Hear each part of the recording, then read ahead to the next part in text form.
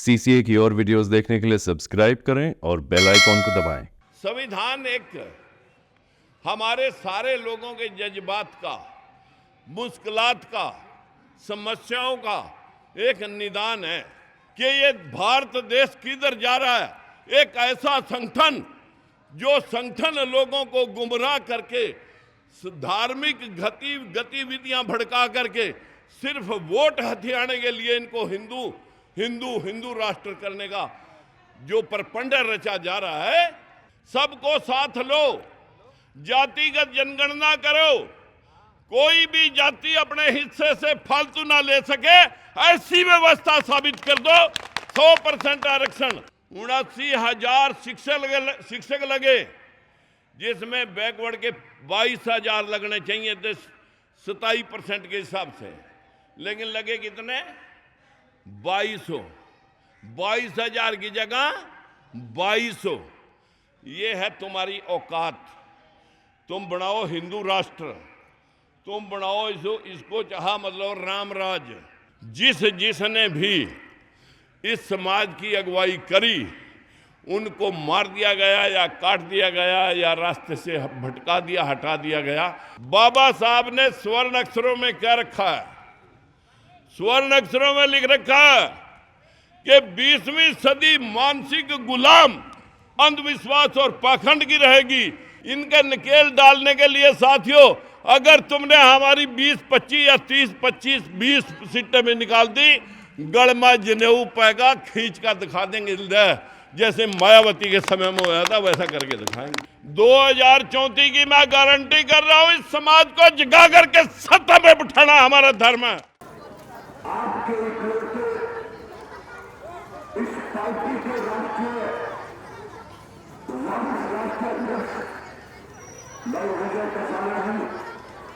आज के इस उत्सव में पूरा देश सराबोर है। हम सभी देशवासियों को, माताओं को, बहनों को, सभी प्रदेशों के पिता तुल्य बुजुर्गों, नौजवान साथियों, दोस्तों को, सभी को नमन करता हूं और बधाई देता हूं आज के इस दिन की। मित्रों, बहुत सारी बातें आपने सुन ली और मैं उनके अलावा कोई बात आपके पास रखूं तो आपको अच्छा लगेगा। अगर मैं उन्हीं ही बातों को दोहराऊंगा तो शायद आपको अच्छा ना लगे। अगर आप ये सोच लें कि जिन क्रांतिकारियों ने इस देश के लिए हंसते हंसते फांसी के फंदे चूम लिए और जनरल डायर जैसे क्रूर आदमी को उधम सिंह कंबोज जाके उन्हीं की पार्लियामेंट के अंदर गोली से उड़ा देता है, हम आज के दिन पे उन सब को बहुत अच्छे से याद करते हैं। पर क्या जिन लोगों ने इस देश में हमें आजादी की सांस लेने का मौका दिया है, उन लोगों की इन स्वतंत्रता दिवस, गणतंत्र दिवस, इसके अलावा कोई और जन्मदिन, उनके परिनिर्माण दिवस के अलावा क्या उनके भावों के प्रति हम जिम्मेवार हैं? बिल्कुल जिम्मेवार नहीं है। हमारे इस देश में आज इस देश के प्रति जो धर्मनिरपेक्षता की बात थी, जिस तरह से इस देश का वातावरण इस वक्त तैयार किया जा रहा है, क्या आप उसके प्रति गंभीर नहीं हैं? अगर हम गंभीर होते तो अब तक को सरकार को जवाब दे चुके होते। इस देश को किस प्रकार से अंधविश्वास की तरफ मोड़ा जा रहा है। बदकिस्मती है, देश के अंदर सभी कहते हैं शिक्षा, अपने बच्चों को आधी रोटी खाओ, शिक्षा दिलवाओ, संगठित रहो, संघर्ष करो। लेकिन हमने संघर्ष आजादी लेने के लिए किया। राजगुरु सुखदेव, भगत सिंह, उधम सिंह कंबोज सुभाष चंद्र बोस जैसे नेताओं ने बाहर आजाद हिंद फौज बना करके गोरिल्ला युद्ध से अंग्रेजों के छक्के छुड़वा दिए, जहां अंग्रेज मिले वहीं उड़ा दिए। तब ये देश आजाद हुआ था। जो अंग्रेजों की मुखबरी करते थे, साथियों, जो मर्द थे, भाई इन बच्चों को समझाओ पहले तो, हमारे युवा शक्ति क्या बात कर रही है अपने आप में।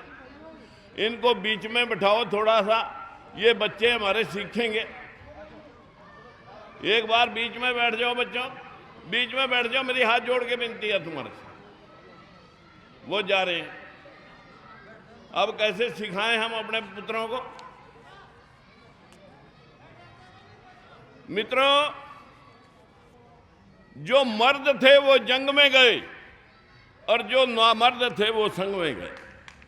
जो लोग उनकी मुखबरी करते थे, उन लोगों ने अपने मुख्यालय के ऊपर नाक पर झंडा तक नहीं फहराने दिया।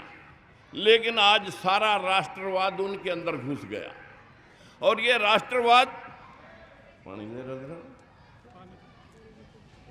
पानी यहीं खड़ा हो जाना।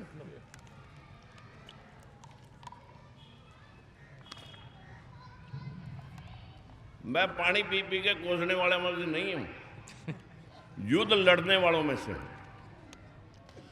मित्रों, मैं आपके सामने भेदभाव के खिलाफ जंग लड़ी है। 29 साल हो गए मुझे।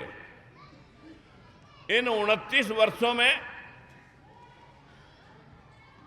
42 साल से आज 74-75 के नेड़े लगने लग रहे हैं। मैं आपसे पूछना चाहता हूं कि कितने लोग हैं जो लोग राजनेताओं पे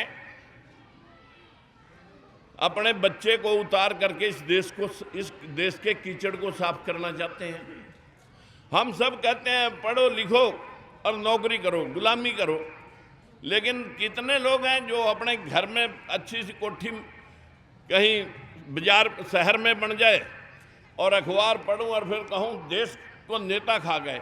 अरे नेता तो इस वजह से खा गए कि तुम इस कीचड़ को साफ करना ही नहीं चाहते, तभी वो लोग खा गए। अगर आप लोग इस कीचड़ को साफ करने वालों में होते, जिम्मेवारी भुगतते, तो इस देश में जो जात पात और धर्म का जो जहर फैलाया जा रहा है, हर जाति अपने धर्म पे, अपने जात पे गर्व कर रही है, सब अपने अपने गाने बनाने में लगे हुए हैं। लेकिन क्या हम इंसान बनने में लगे? क्या हम इंसान के साथ साथ जो इस देश को 4 वर्णीय व्यवस्था में बांटा,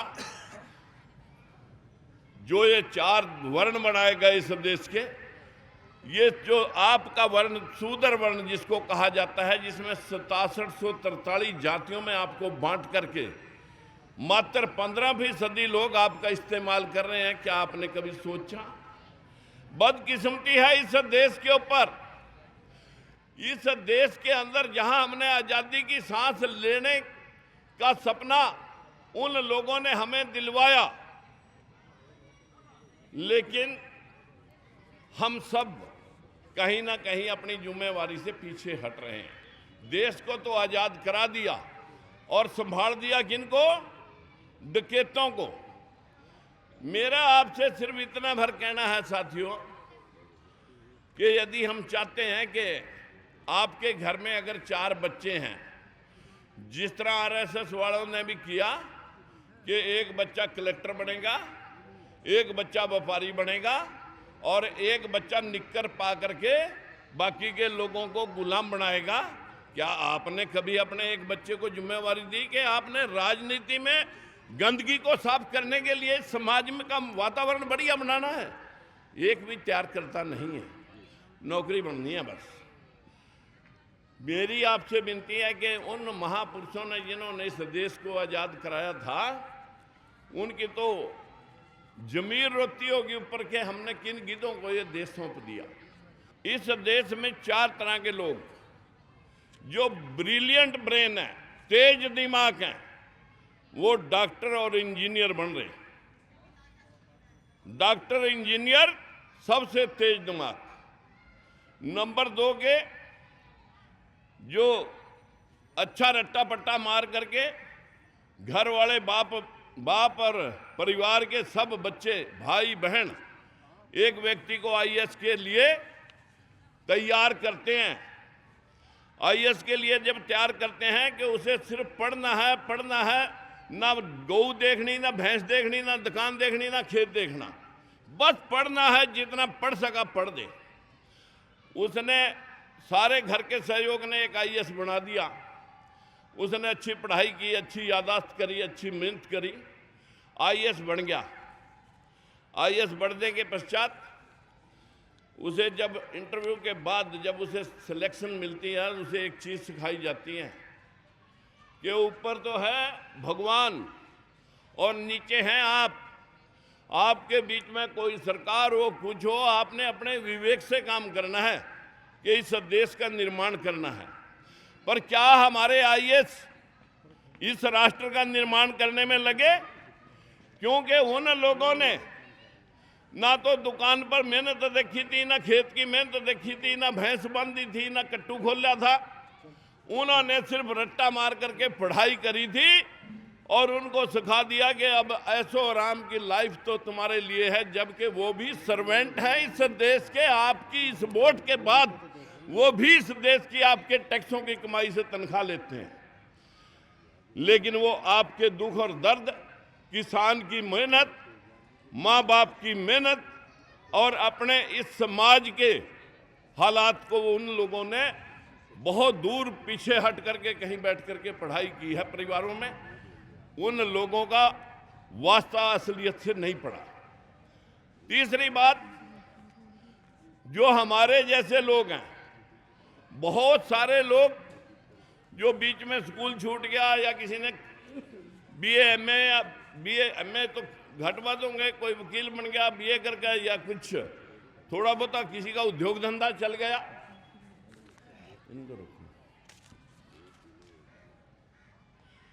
जिस किसी का माड़ा मोटा उद्योग धंधा चल गया वो नेता बन गया। जो नेता बन गया अब वो कानून बनाएगा। जो सबसे तेज दिमाग है उसे कौन हैंडल कर रहा है?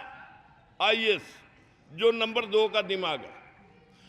और जो नंबर 2 का दिमाग है, जो नंबर 3 का दिमाग है, चाहे वो मैं हूं चाहे कोई और, जो सिर्फ जोखिम उठा करके आगे बढ़े, देश के ऊपर चिपक गए, उनको नंबर 2 के दिमाग को और नंबर 1 के दिमाग को दोनों को कंट्रोल करता है। और जो हमारे से पीछे चौथी फेल रह गए, में सारे के सारे बाबे बन गए जो इन तीनों को कंट्रोल कर रहे। इस देश की बदकिस्मती है, अब इस देश को बाबे कंट्रोल कर रहे। जो चौथे नंबर के लोग हैं वो देश का वातावरण ऐसा बना रहे हैं। कोई कह रहा हिंदू राष्ट्र बनाएंगे, कोई महिलाओं और बहन बेटियों को कह रहा ये तो,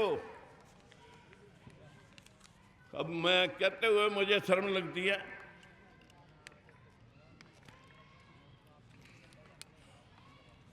वंडरफुल इंस्ट्रूमेंट फॉर एंजॉय। जो लोग ऐसे से बैठे हैं और जो लोग आपको सिखा रहे हैं कि गऊ के गोबर खाने से उसमें कणक निकलेगी, उसको पीस के फिर बच्चे पैदा होंगे, इस देश में हजारों महिलाएं वहां बैठ के सर हिला रही हैं उन बाबा के पास।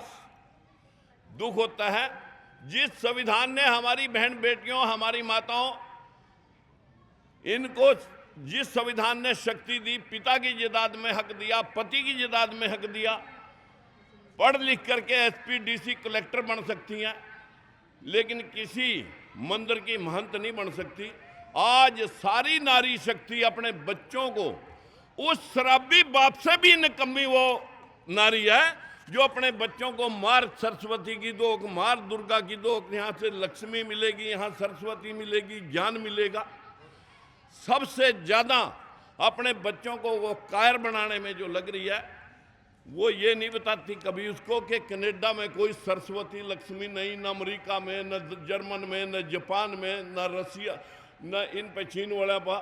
जापान 100% बुद्धिस्ट कंट्री, आज वर्ल्ड की सारी टेक्नोलॉजी उन लोगों ने बनाई है। वो लोग आज अमेरिका के न्यूयॉर्क टाइम के अंदर अखबार में आज अमेरिका में छपा कि ये भारत देश किधर जा रहा है। एक ऐसा संगठन जो संगठन लोगों को गुमराह करके धार्मिक गतिविधियां भड़का करके सिर्फ वोट हथियाने के लिए इनको हिंदू राष्ट्र करने का जो परपंडा रचा जा रहा है, वो अब इस देश के लिए विनाश और विनाश के भी विनाश से आगे ले जा रहा है। मेरा आप सभी भाइयों से हाथ जोड़ करके विनती है, हम धर्मों में बंटकर नहीं, इंसान बन करके अपने हक और अधिकार की रक्षा करें। अगर हम हक और अधिकार की रक्षा करने के लिए कुछ कर सकते हैं, कोई अच्छे व्यक्ति जो समाज को संचालन करें, ऐसे अच्छे नेता पैदा कर सकते हैं, ऐसे अच्छे आईएएस पैदा कर सकते हैं जो आपके दर्द को समझे। हम उसको ये ना सिखाएं कि भाई, हमारे एक बाबा जी ने अपने एक पोते को ऐसा सिखा दिया, भाई पढ़ लिख कर कामयाब हो जा, हमें नहीं पता कमाई करके लिया, चाहे डाका मार के लिया, चोरी करके लिया। मैं कहा बाबा जी फिर पढ़ने की क्या जरूरत है इसमें, वैसे ही कर किसी का पढ़ लेंगे, इसमें पढ़ाई की क्या लोड़ रहेगी। जो लोगों को अर्थ से इतना प्रेम हो गया, पैसे से इतना लालच आ गया कि बाप के पास से भी कमीशन निकाल लेते हैं, सामाजिक मैनों की तो कोई सारी धराशायी कर दिया, सामाजिक ताना बाना। पर मैं आज आपसे एक बात कहने के लिए इस प्रोग्राम में शामिल हुआ हूं। संविधान की पुस्तक बांटी है हमारे पत्रकार भाइयों ने और लिखी भी है। संविधान एक हमारे सारे लोगों के जज्बात का, मुश्किलात का, समस्याओं का एक निदान है। संविधान हमारा लिखा जरूर गया, लेकिन बाबा साहब ने कहा था कि अगर ये अच्छे हाथों में नहीं गया तो सबसे पहले मैं जला दूंगा इसको। साथियों, बाबा साहब ने आपका ड्यूअल वोट मांगा था कि निचला तबका जो जमी आर्थिक कमजोर है, एससी, एसटी, ओबीसी, इन लोगों को अपने लोग चुनने का अधिकार, इनको अपर जो स्वर्ण कास्टें हैं वो प्रभावित ना करें, ये अपने में से अपना प्रतिनिधि भेजेंगे। पूना पैकेट अगर आप पढ़ेंगे तो बाबा साहब ने संविधान में यही कुछ लिखा था। लेकिन जिस महात्मा गांधी का पिता राष्ट्रपिता के नाम से सम्मान हम करते हैं, उसने अमर अनशन रख दिया था कि इनको ड्यूअल अधिकार नहीं मिलना चाहिए। एक वोट का अधिकार आपका भी रहा, एक वोट का अधिकार उसका भी रहा, जो सब कुछ संपन्नता से बैठा हुआ है। अब मैं 15% लोग इस देश को किस तरह से राज में बैठे हुए हैं। आज पूरे देश के अंदर यूजीसी का वर्णन बीच में आया था। यूजीसी का वर्णन क्या था? यूनियन ग्रांट कमीशन ने जब कहा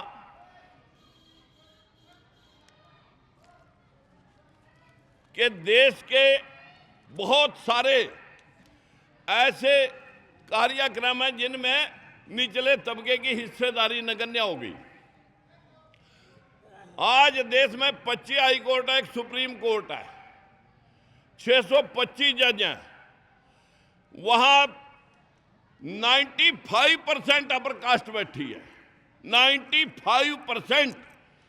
सिर्फ 14 जज हैं एससी समाज के, 2 एक मुस्लिम समाज से हैं और 2 एक बैकवर्ड के, वो भी अभी के।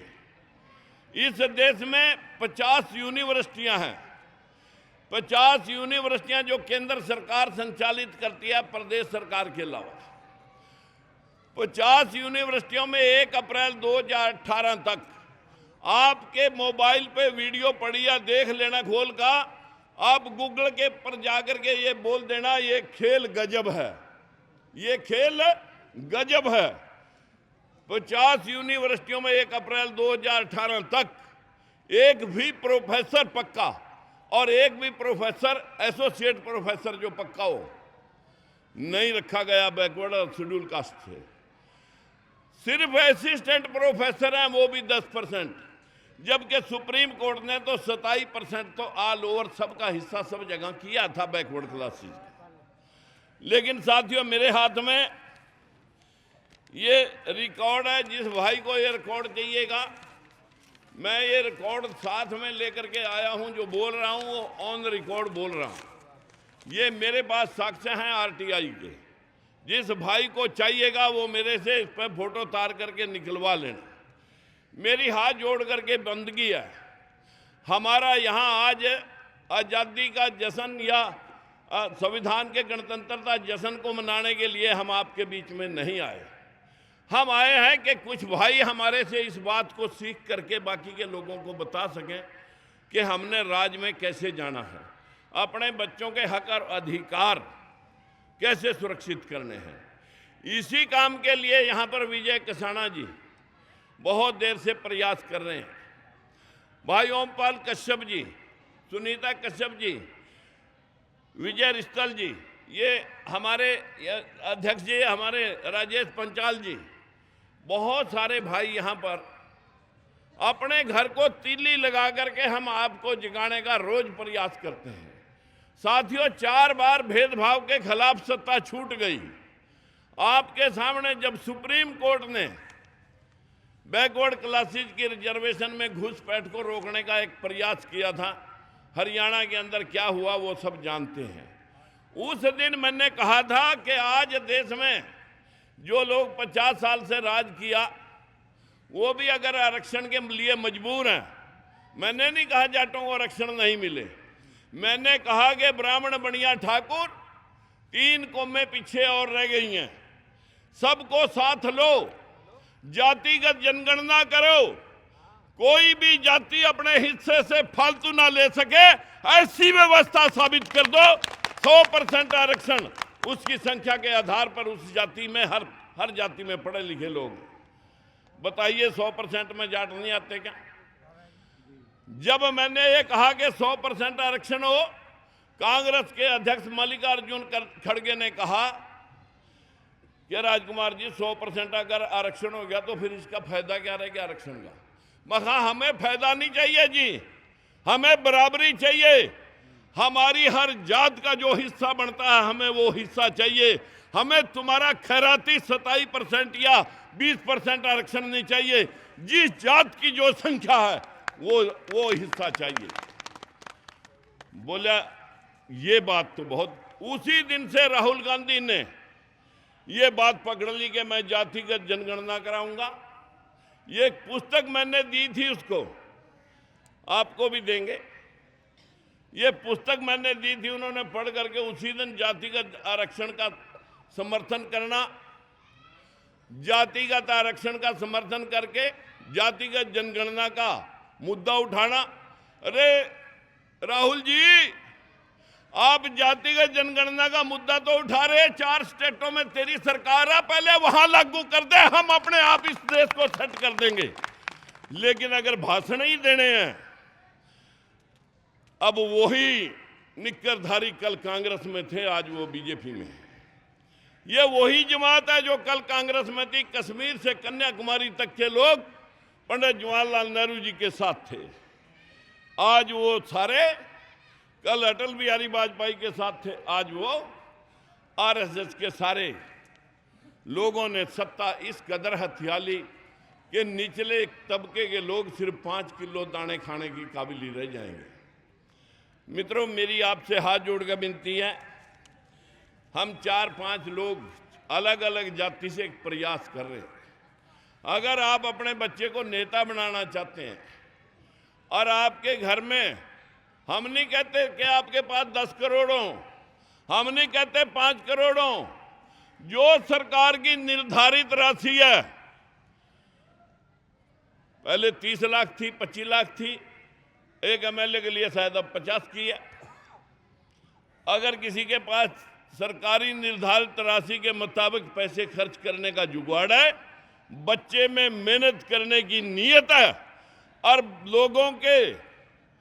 लोगों का हमदर्द बन के लोगों के दुख और दर्द के साथ शरीक होकर के आगे बढ़ना चाहता है, तो आए हमारे पास, नेता भी बनाएंगे, अभी नेता नहीं, नेता बनाएंगे और एमएलए बनाएंगे और मंत्री भी बनवाएंगे। आपके सामने अगर मैं ये मिथ्या वाणी बोल रहा हूं, जब मनोहर लाल खट्टर और मोदी जी की 22 के 22 जिला में अर्थियां निकाली और खट्टर और मोदी जी दोनों सोचने लगे राजकुमार सैनी का लाज क्या करें, उन्होंने मेरे ही समाज से उठा करके पहले अध्यक्ष बनाया और मैं 6 महीने पहले कह दिया था, मैं कहा अध्यक्ष नहीं, मुख्यमंत्री भी बनाएंगे। जब हमने कांग्रेस को समर्थन किया 5 सीटें कांग्रेस की निकल गई। वो लोग हमारे से समझौते में 10-20 सीट का कर रहे थे। मैंने कहा कोई बात नहीं, तुम्हारा रामराजी, जो भी तुम देंगे देखेंगे। जैसे ही कांग्रेस की 5 लोकसभा सीटें हरियाणा से निकली, बीजेपी की हवा निकल गई और तुरंत मनोहर लाल खट्टर को बीच में टा करके और नायब सैनी को मुख्यमंत्री बनाना पड़ा, जिसकी वजह से कहीं समाज नाराज ना हो जाए, इसलिए हमें भाई चुप रहना पड़ा। लेकिन अब वो काम बैकवर्ड का उन्होंने बनाया तो सही, वो काम उन्होंने बैकवर्ड का मुख्यमंत्री बनाया। हरियाणा में 60 HCS लगे, अभी 60 HCS में बैकवर्ड के 4, शेड्यूल कास्ट के 6, बाकी 50 के 50 जनरल कैटेगरी से लगाए, 44 तो लगाए सीधे और 6 लगाए सुदामा कोटा। जो EWS का कोटा था वो उन्हें 6 का पूरा याद रहा, लेकिन बैकवर्ड का 27% या शेड्यूल कास्ट का 20% याद नहीं रहा। देश के अंदर अभी 7900 7900 अभी लिपिक लगे, उनमें हमारे लोग कितने लिए गए, ये उत्तर प्रदेश की बात बता रहा,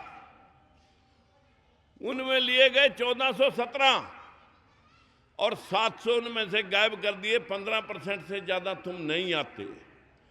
देश में 79,000 79,000 शिक्षक लगे, जिसमें बैकवर्ड के 22,000 लगने चाहिए थे 27% के हिसाब से, लेकिन लगे कितने, 2200। 22,000 की जगह 2200। ये है तुम्हारी औकात। तुम बनाओ हिंदू राष्ट्र, तुम बनाओ इसको चाहा मतलब राम राज, लेकिन ये राम राज जिस चंद्रगुप्त मौर्य अशोक सम्राट का बखान हमारे प्रधानमंत्री बाहर देश में जाके गौतम बुद्ध, लोगों ने दुनिया को युद्ध दिए, हमने बुद्ध दिए, लेकिन जब भारत में आता है फिर यहाँ राम और रामायण की कथाएं चलाता है, जबकि खुद एक मंच के ऊपर प्रधानमंत्री ने कहा कि ये कहानियां हैं। जिसने भी इस समाज की अगुवाई करी उनको मार दिया गया या काट दिया गया या रास्ते से भटका दिया, हटा दिया गया, लेकिन आप लोगों ने साथ नहीं दिया। आप लोगों ने कभी साथ नहीं दिया हमारा। हम दावे से ये कह रहे हैं, कितने भी कट के हम गिर जाए, तुम्हारे आंसू अपनी आने वाली औलादों के लिए कभी निकलते नहीं हैं। मेरी आपसे हाथ जोड़कर विनती है, चाहे इधर मंच पे बैठे हैं और चाहे इधर मेरे सारे भाई बैठे हैं, अगर इन लोगों को अपने हिस्से और अपने बच्चों को पढ़ाने के बाद आज कट ऑफ लिस्ट बैकवर्ड की मेरिट में गई 179 और जनरल कैटेगरी की गई 154, यानी 154 और 179 में फर्क देख लो आप। उनकी मेरिट है, लेकिन इंटरव्यू में उनको नंबर कम दे करके हर तरीके से पछाड़ने का एक 35 डिग्री का एक वो बना रखा फार्मूला, उससे आउट कर देते हैं, तेरा यहाँ कमी है, तेरी वहाँ कमी है। जब तक आप राज में जाओगे नहीं, हम प्राण दे सकते हैं, लेकिन पर तुम्हें जगाने के बिना हम छोड़ेंगे नहीं। आज जगो या आज से 10 साल बाद जगो, बाबा साहब ने स्वर्ण अक्षरों में क्या रखा है? स्वर्ण अक्षरों में लिख रखा है कि 20वीं सदी मानसिक गुलाम, अंधविश्वास और पाखंड की रहेगी। 21वीं सदी में 21वीं सदी में मेरा समाज जगेगा। अभी 21वीं सदी का साथियों सिर्फ 26वां साल है, और जिस दिन 33 होंगे 1/3, जिस दिन 33 साल हो जाएंगे 2034 की मैं गारंटी कर रहा हूं, इस समाज को जगा करके सत्ता में बिठाना हमारा धर्म है। लेकिन तुम उठो और अपने हक के लिए लड़ाई लड़ना शुरू करो। यही प्रार्थना करने के लिए मैं किसाना साहब और ओमपाल कश्यप जी 10 कुम्हार को जोड़ेंगे, कश्यप को जोड़ेंगे, मुस्लिम को जोड़ेंगे, 10 बरादरियों को जोड़ करके 2-2, 4-4 सीटें इनका नकेल डालने के लिए साथियों, अगर तुमने हमारी 20-25 या 30-25-20 सीटें में निकाल दी, गढ़मा जनेऊ पैगा खींच कर दिखा देंगे, जैसे मायावती के समय में हुआ था वैसा करके दिखाएंगे। मायावती भी तो कांशीराम ने 25 सीटों पर बनी थी या नहीं बनी थी भाई? पहले बारी 425 के सदन में 200 कांग्रेस और बीजेपी की होगी, और 25 कांशीराम ने मायावती की जितवा दी, और 25 सीटों पर बीजेपी वालों ने कांग्रेस को काटने के लिए समर्थन देकर उसे मुख्यमंत्री बनाना पड़ा। जाग जाओ, 2000 मिशन 27 है। हाथ खड़े करके बता दें कि क्या आप हमारे इस मिशन में साथ दे सकते हैं? पक्का भाई? संकल्प लेकर उठेंगे कि बाकियों को आप जगाएंगे। नमो बुद्धाय, जय भीम। इस QR कोड पर स्कैन करें और CCA के दोस्त बनें।